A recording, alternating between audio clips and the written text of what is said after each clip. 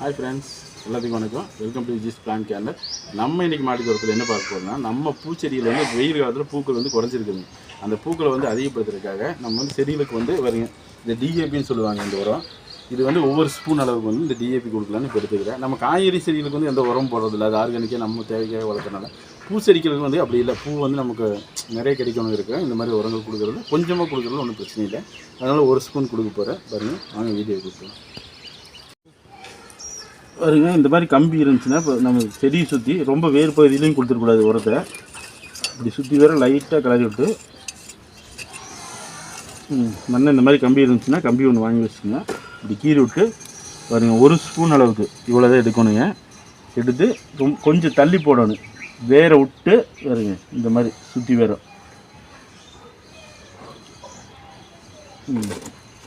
அவ்வளோதாங்க. இப்படி மண்ணை தள்ளி விட்டு போட்டு அப்புறமா தண்ணி விட்டுக்கலாம். இதில் இது நம்ம ரோஸ் செடிக்கு போட்டோம். இது வருங்க மனோரஞ்சிதம், அதுக்கு கொஞ்சம் கொடுத்துடலாம்.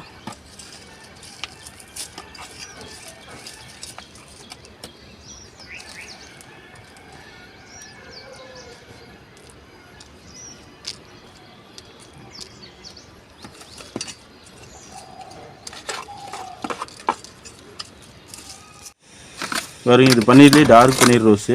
நம்ம இதுக்கு ஆல்ரெடி வருங்க தலையுரம் போட்டிருக்கிறோம். இது வருங்க தலையில் பொறுக்கி மக்க வச்சு ட்ரம்மில் போட்டு மக்க வச்சு இப்போ நம்ம தலையுரம் இருக்குன்னு கொடுத்துட்டோம்.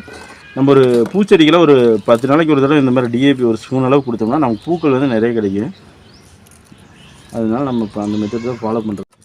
இப்போ நர்சரிக்கெலாம் நம்ம போனோம்னா எப்போ பார்த்தாலும் ரோஸ் செடியெல்லாம் பார்த்திங்கன்னா பூக்கள் பூத்துகிட்டே இருக்குது, பூ இருந்துகிட்டே இருக்குது எல்லா செடியிலையும். அது என்ன காரணம்னா அவங்க இந்த மாதிரி ஒரு 10 நாளைக்கு ஒரு தடவை இந்த மாதிரி டிஏபி இந்த மாதிரி உரங்கள்லாம் கொஞ்சம் கொஞ்சம் கொடுப்பாங்க. அதனால அவங்களுக்கு தொடர்ச்சியாக பூக்கள் செடியில் இருந்துகிட்டே இருக்குது.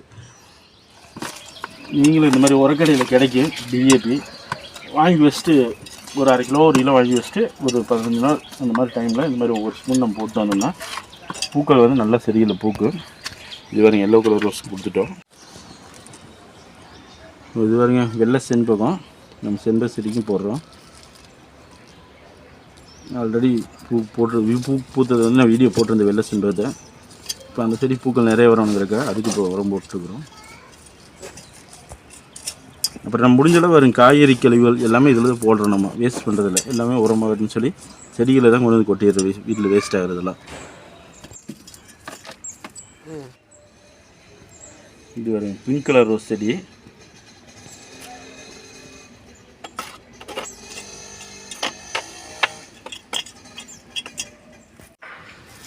இது வரை குண்டு மல்லி செடி நம்ம ஆல்ரெடி கீழே மண்ணில் இருந்துச்சு, நாங்கள் இதை கொண்டு வந்து மாடி தோட்டத்தில் வச்சிட்டோம். இதுக்கும் கொஞ்சம் கொடுக்குறோம்.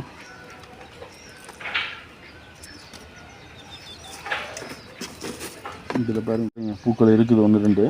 இந்த அளவு இப்போ உரம் கொடுத்ததுக்கப்புறம் பார்த்திங்கன்னா நிறைய பூக்கள் எடுக்குதுல. நம்ம பாருங்கள் மாடி தோட்டத்தில் இருக்கிற எல்லா பூச்செடிகளுக்கும் வந்து நம்ம உரம் கொடுத்துருக்குறோம்.